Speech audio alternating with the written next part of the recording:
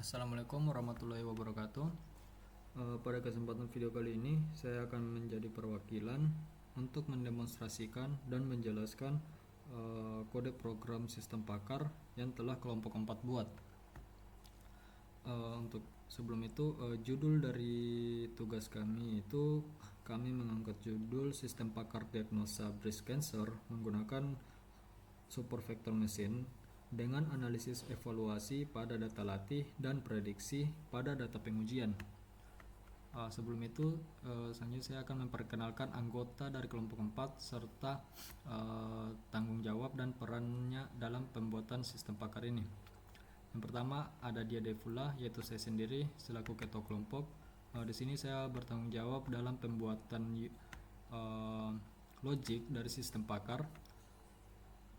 Yang kedua ada Kasam Sulalam yang bertanggung jawab dalam pembuatan UI aplikasi. Yang ketiga ada Nurul Hikmasam yang bertanggung jawab dalam pembuatan atau dalam pengumpulan atau bertanggung jawab dalam pengumpulan sebuah data. Yang ketiga ada Ratna yang bertanggung jawab untuk membuat sebuah jurnal. Dan yang terakhir ada Abli Agustin yang bertanggung jawab untuk melakukan validasi dan mengelola data yang telah dikumpulkan. Sedikit deskripsi singkat mengenai sistem pakar kami, yaitu sistem pakar ini kami buat untuk membantu mendiagnosa sebuah kanker payudara, yang mana sistem pakar ini menggunakan metode SVM atau super vector machine.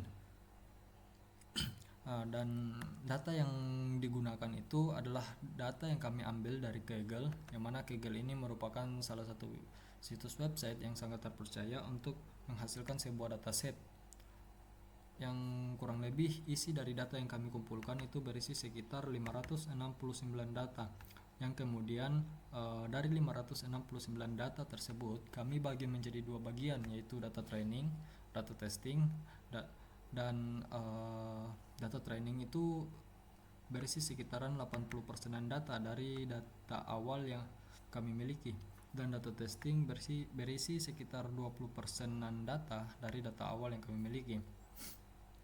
Dan kemudian data training dan data testing ini kami olah menggunakan metode SVM seperti yang tadi saya sebutkan, serta data yang sudah diklasifikasi kemudian diuji menggunakan data testing, dan pada akhirnya hasil dari pengujian tersebut kemudian dihitung akurasinya berapa. Dan kebetulan pada kasus kami kali ini itu mendapatkan akurasi sekitaran 98,25%, dan dengan akurasi ini bisa dibilang ini bukan cukup lagi tapi sangat tinggi dalam sebuah sistem pakar. Dan mungkin itu saja dari sedikit perkenalan dari anggota kelompok. Selanjutnya saya akan mendemonstrasikan aplikasi yang telah jadi. Nah, di halaman pertama, yaitu di halaman home, di sini terdapat sebuah navigation bar. Ya, kurang lebih ada kelompok dan semester. Dan nah, di sini di halaman utama itu menampilkan hasil dari seluruh data yang sudah dilakukan prediksi. Di sini sudah lumayan banyak. Terdapat beberapa field, yaitu nama pasien, ID pemeriksaan, hasil pemeriksaan, dan timestamp. Dan di sini terdapat sedikit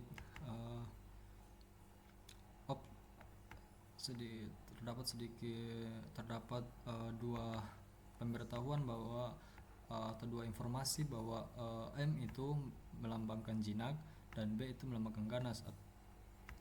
Dan coba kita tes melakukan tambah data baru atau data yang akan dilakukan pengetesan. Kita submit.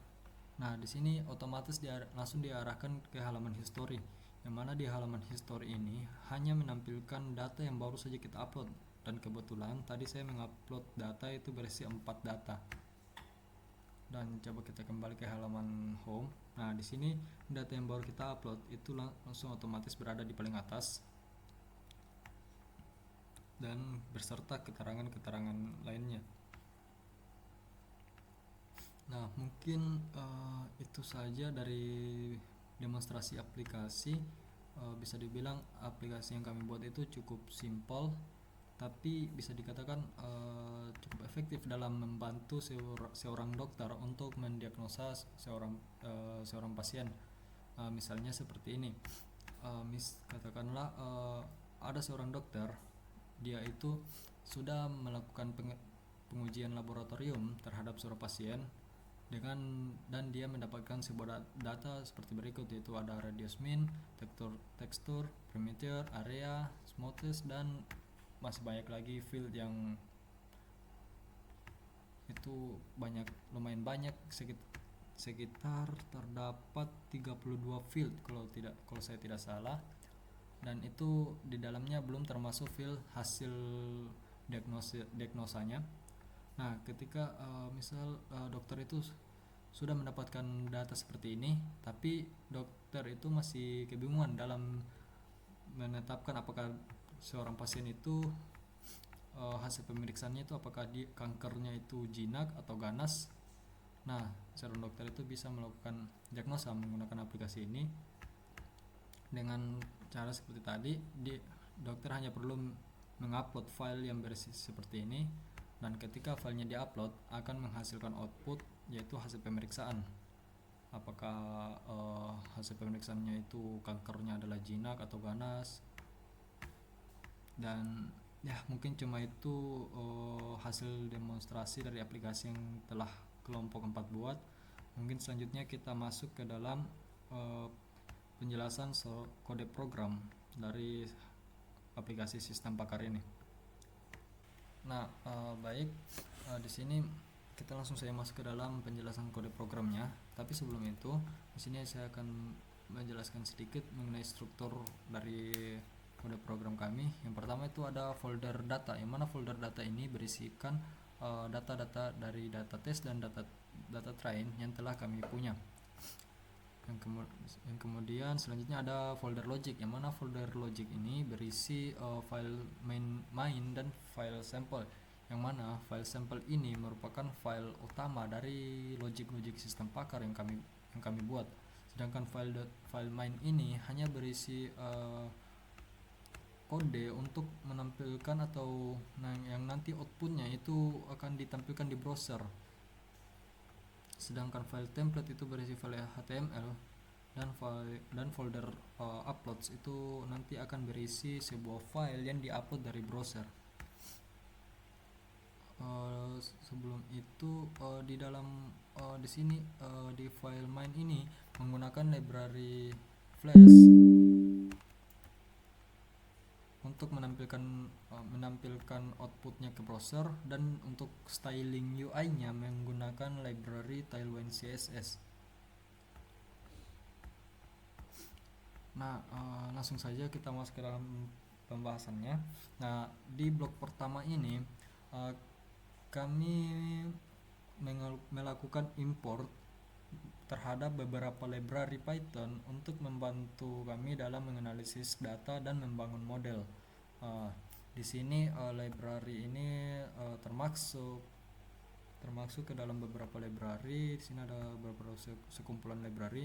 Yang pertama itu mungkin seperti ada Pandas, yang mana Pandas ini nanti untuk bekerja dengan data, memasukkan data ke dalam data frame dan lain sebagainya. Dan library kedua itu ada Train Test Split. Di sini berguna untuk nanti membagi data. Yang selanjutnya ada Standard Scalar yang nantinya digunakan untuk mengatur skala data, dan Super Vector Classification atau SVC dari scikit-learn untuk membuat model prediksi. Sedangkan ada library yang lainnya seperti ada Matrix dan library DateTime, dan ini sebenarnya tidak terlalu ngaruh terhadap logic sistem pakar, karena kedua library ini hanya bertujuan untuk menampilkan nanti, contohnya seperti library Matrix itu nanti akan menghasilkan output berapa akurasi, dan DateTime digunakan untuk menambahkan sebuah field baru ke dalam data, yaitu timestamp.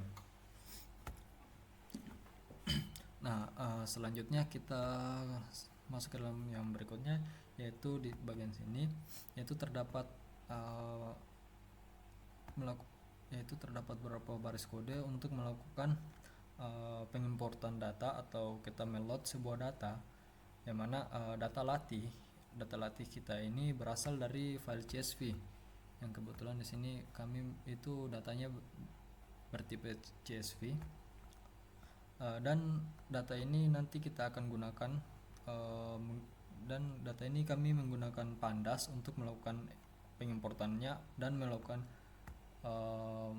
memasukkan data ini ke dalam sebuah data frame melakukan Pandas juga.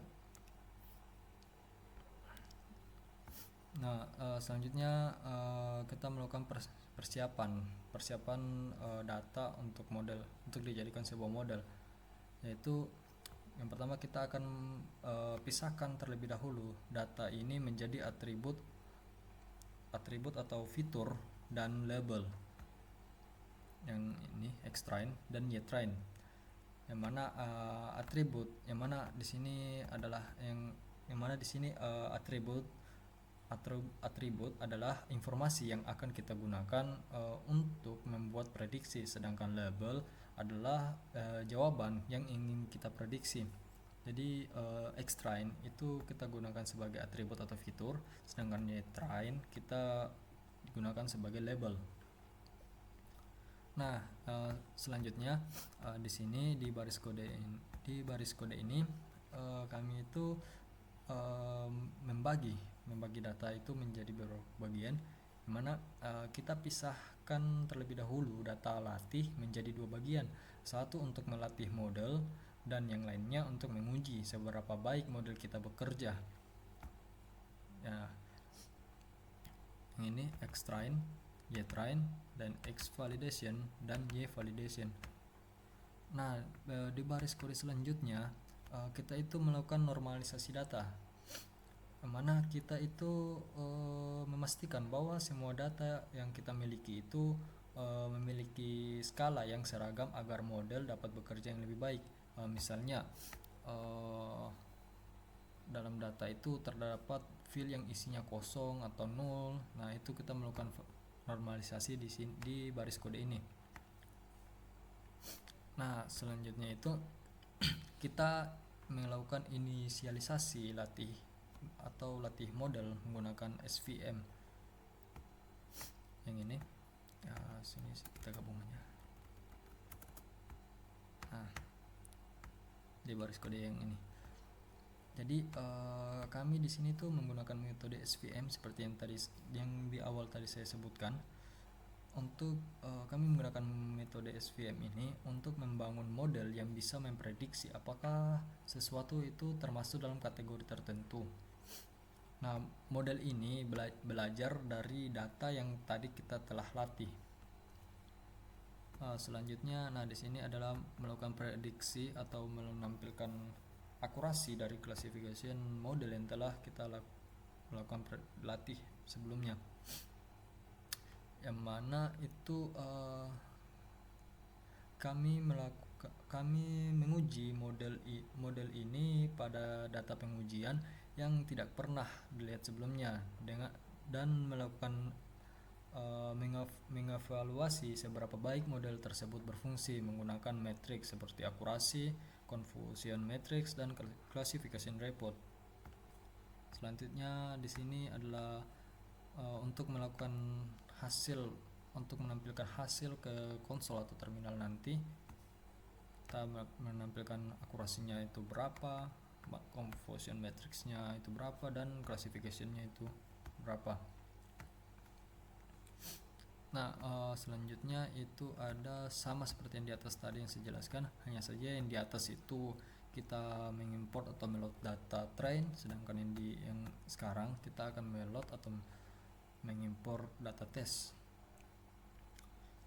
Di sini kami menggunakan model yang telah dilatih untuk melakukan atau membuat prediksi pada data pengujian yang baru.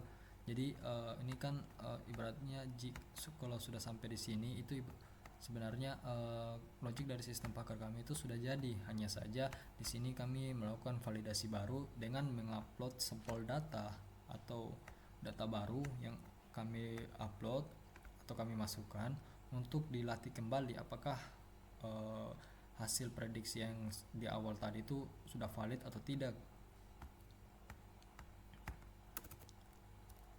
Nah, kurang lebih sama saja seperti di atas. Yang ini untuk membagi untuk apa ya, membagi data itu dan menampilkan hasil prediksi pengujiannya, serta nah ini sama seperti yang di atas. Yang ini ya, yang ini sama seperti yang di atas. Di sini untuk melakukan prediksi juga menggunakan model yang tadi sudah kita buat, dan ini bertujuan untuk menambahkan satu field baru ke dalam sebuah data, yaitu timestamp. Dan data yang nanti yang dihasilkan itu hanya berisi ID, nama, diagnosis, dan timestamp. Serta di baris kode yang terakhir itu akan mengenerate akan mengenerate atau membuat sebuah file baru, yang file baru itu berisikan hasil dari data yang telah dilatih, dan data itu akan tersimpan di dalam folder data dengan nama datapread.csv. Di sini mungkin saya akan tes terlebih dahulu seperti yang saya ini. Nah, sini kan di dalam file data itu hanya berisi 3 data, dan ketika saya jalankan,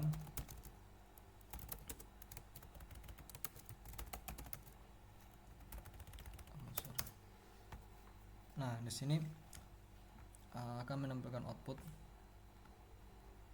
Nah, seperti yang tadi saya bilang bahwa akurasi dari sistem pakar kami itu sekitaran 0,98 atau sekitar 98,25%. Dan hasil prediksi data pengujian itu kami simpan dalam datapread yang ini. Yang mana jika kita scroll paling akhir itu akan terbuat dua field baru, yaitu diagnosis dan timestamp. Yang mana ketika kita masuk ke dalam data test itu tidak ada field tersebut, sehingga inilah yang memudahkan seorang dokter untuk memprediksi apakah hasil prediksi terhadap seorang pasien itu terbukti valid atau tidak, seperti ini. Jadi data tes ini akan dilakukan training atau dilakukan prediksi di dalam model yang telah kita buat tadi, dan menghasilkan output dan menambahkan 2 field baru, yaitu diagnosis dan timestamp. Dan ya, kurang lebih itu saja dari penjelasan dari kode program yang telah kelompok 4 buat. Dan untuk file main.py kurang lebih isinya itu sama saja seperti isi dari file main sample.py. Hanya di sini ada beberapa tambahan dari library Flash, dan ya, saya rasa itu tidak terlalu berpengaruh juga terhadap logic dan sistem pakar yang kami buat.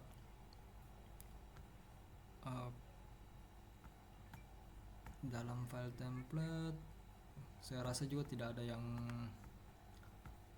spesial di sini, karena di sini hanya bertujuan untuk menampilkan atau menjadikannya atau seperti ini ya, untuk menampilkan hasil ini ke dalam sebuah tampilan browser agar lebih enak dilihat.